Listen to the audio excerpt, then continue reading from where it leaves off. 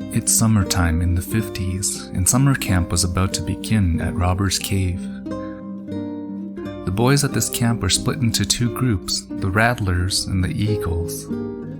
Each group got to bond with one another on the first day and wasn't told about the others until the next day. They were pitted against one another with coveted prizes for the winners. After the Eagles lost a heated game of tug-of-war, they burned the Rattlers' flag, inciting an all-out war.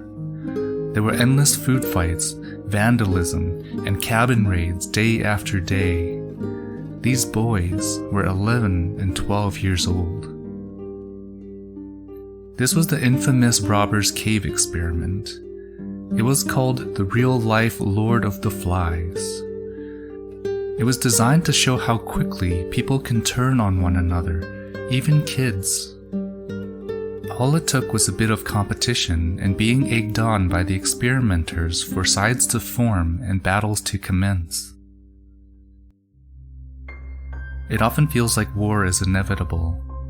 People can easily find 1,000,001 ways that we are different to justify why we must fight, why one group is better and deserves to win, while the other is lesser than and should be defeated. We fight over how we look, who we love, what we believe. We fight over flags and the borders they represent. It feels like we are destined to fight one another for no other reason than because we are assigned different teams and provoked by a few bad actors. But there's more to the Robbers Cave story.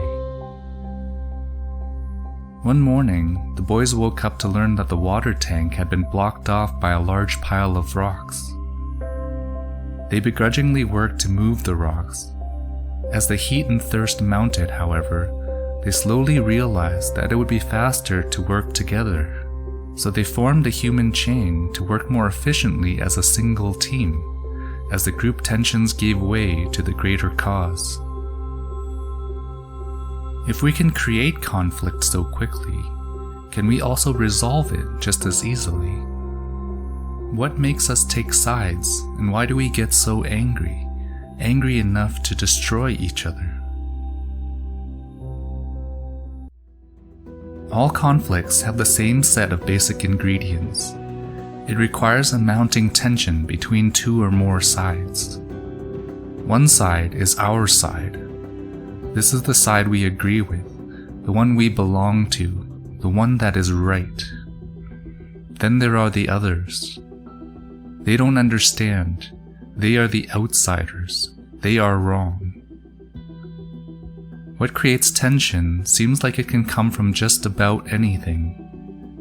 People can get riled up about taste and art and music, who does the dishes, who pays on a date, or which team is better. When something we care about, something deep within our identity, is attacked, it hurts. It is not just the idea that's being attacked, but our very sense of self. The more invested we are, the more we want to win, the more painful it is to lose. It doesn't take much to shape our identities and to defend them. At St. Cloud State University, Rebecca Bigler had a 6-week summer program. Each of the elementary school kids were given a work shirt. Some were blue, some were yellow.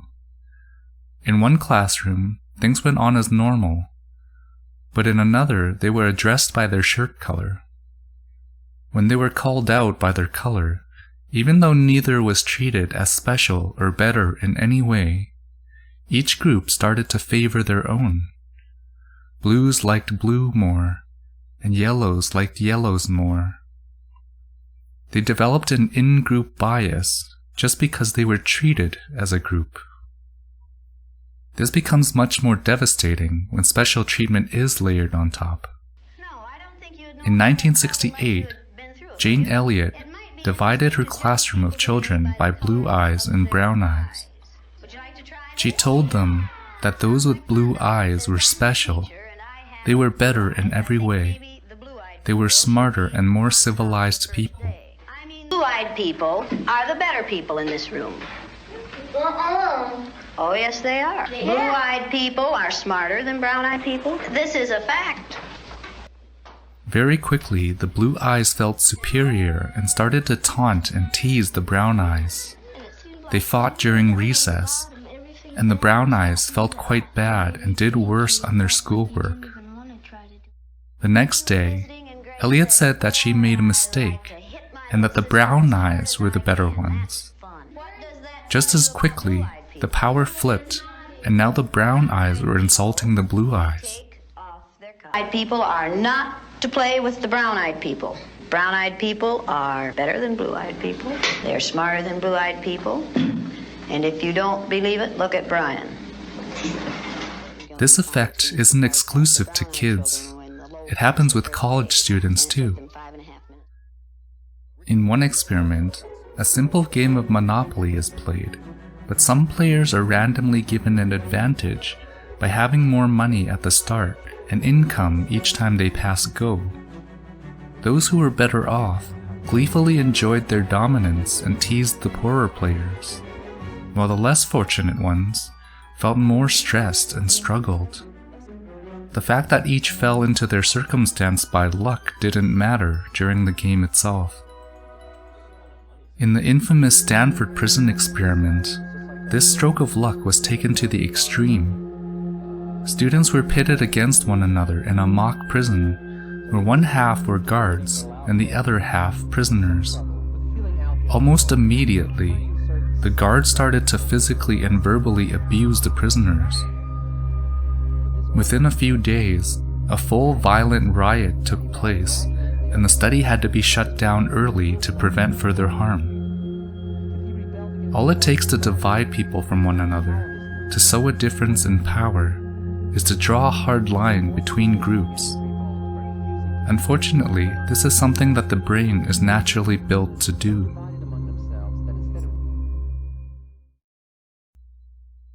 Neural networks function by learning to interpret large amounts of complex data and reduce them down to a smaller number of categories. They change the weights and biases between layers of neurons based on training data to create a chain of probabilities that predict whether new data fits in any given category. In essence, it learns where to draw lines in the data to create effective groups. How this line is drawn determines the level of bias in the model, as well as its ability to generalize. If it is too simple, the line doesn't properly account for the variance in the data, creating a strong bias. This typically happens because there is not enough training data, or the model isn't complex enough to find the true pattern. If it is too complex, however, it accounts for every little difference, missing the overall trend. It may have a lower bias, but it also ends up having a harder time generalizing to new data. While this is based on artificial neurons, it feels awfully familiar in natural ones. Some people stick very closely to the boundaries they were brought up with. They were brought up with a certain crowd and with a certain way of life, and this is what they come to adopt as their way of life. They draw a simple line and stick by it. Other people push the boundaries, reaching for greater understanding and inclusion through a wider acceptance of differences. Their line tries to include all the outcasts, marginalized, minorities, to support fairer treatment for those deemed different. On top of this, each of us are raised in our own cultural bubbles. The circles of influence we are exposed to, especially early in life, set the standards for what we expect. Life in a big metropolitan city, with a constant flow of new ideas and blends of cultures, contrasts dramatically with small-town living where almost everyone looks and lives in the same way. While mere exposure to different skin tones, sexuality, and beliefs doesn't automatically create acceptance, it makes it far more likely than through no exposure at all. Seeing real people can humanize them rather than remain some foreign concept, a catch-all stereotype. At the same time, expecting every little difference to be acknowledged all the time is unrealistic. It can become so hyper-focused on increasingly fragmenting labels that it becomes noise as it tries to squeeze everything into its own box. The interactions between our cultural data context and the inherent way we categorize that data gives rise to the conservative and progressive attitudes that exist in every society. In moderation, they provide a sense of balance, serving as gas and brake pedals, managing the rate of change. What turns it from a healthy rivalry with productive discourse to a fierce battle for dominance is the level of extremism and the degree of polarization. When either side strays far enough, when they lose sight of any common ground, any appeal to reason, the shared reality begins to fracture, causing emotions to heighten and violence to erupt. Like the kids in the camps and classrooms, they begin to believe their side is special and better and the only perspective that matters, as they are egged on by the voices of their political leaders and their echoes in the media. While wealth does not trickle down, information does. What people are told, what messages they absorb, constructs the alternate reality they inhabit. Controlling the news controls how the lines are drawn. And the ones that have the most control over that narrative live in the 1%. Every human network follows a certain type of distribution called a power law. Certain cities, airports, or roads receive an immense amount of traffic every day. They are the megacities and the main hubs that connect the world together. The same distribution also happens on the internet. A small number of websites and apps get millions or billions of users, while most are completely unknown and invisible. This also occurs on social networks, both on and offline. Influencers, tech moguls, celebrities, and media personalities end up with a disproportionately high number of followers and the wealth and power that come from it. This intense concentration of power emerges from the positive feedback cycles through preferential attachment. A city that draws in investors and creates new businesses will attract more workers. As more people move to the city, it creates a market for more restaurants, entertainment, tourism, advertising, and more industries to draw in more investors. Content creators that are good at attracting attention gain followers who tell their friends and share their content, giving them more attention and more followers. The more connected something is, the more it is known, and the more staying power it has as it embeds itself within the culture. It becomes a stable part of the collective identity, whether that's a brand, an app, or a person. The only way this power can be taken away is through competition with another rising influence. In economics, they call this creative destruction. A new technology, a new industry, or a new product that is more useful and cheaper will overtake older ones. A fresh face with new content will gain popularity as older personalities get tired and outdated. In politics, it comes from replacing the leader either through civil processes like elections and protests, or violent ones like revolutions and wars. One head needs to be cut off for a new one to grow in its place. Competition and conflict are inevitable outcomes of our complex world. There's a constant flow of ideas and innovation that drive change over time. Each new generation are brought up in different worlds and absorb different ways of life that end up clashing as the old is confronted with the new. The lines we draw to separate people inherently create tension, whether they are as large and sweeping as dividing lands and nations, to ones as small as colored shirts and eye color in a classroom. But just as competition is natural, so is cooperation.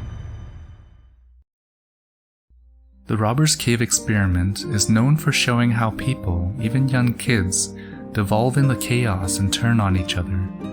But there's another side that gets overlooked. The first attempts to pit them against each other actually failed because of one small difference. The original design allowed the boys to mingle on the first day before they were split apart. They were allowed to bond as a single unified group, and that was all it took to change everything. Though the camp counselors tried to provoke conflict by stealing clothes or messing with their team flags, and even crushing one of their tents, neither side blamed one another. Instead, they banded together. They came to realize that they were being manipulated by their so-called leaders and called them out. Despite all efforts to destroy the bonds between them, they managed to persist simply because they were able to connect as one before becoming two, to meet as a whole before being divided. Our world is filled with division. Lines are drawn in every possible way across every possible thing. Gender, politics, religion, wealth, influence, nationality, race. We become so focused on the differences pointed out to us by the people with the most power and the loudest voices who are intent on keeping us divided. In the battles between rulers, it is the civilians that get caught in the crossfire. The people are poked and prodded and provoked to turn against one another, and more often than not, they succeed. Yet, if we take the time to find common ground, to break down walls and look past the lines that separate us, we can form much stronger and lasting bonds that connect and unite us rather than divide. When the people come together, they are able to take back the power and change everything. It is possible to forge a different path. The most important and enduring war is the one for unity and peace.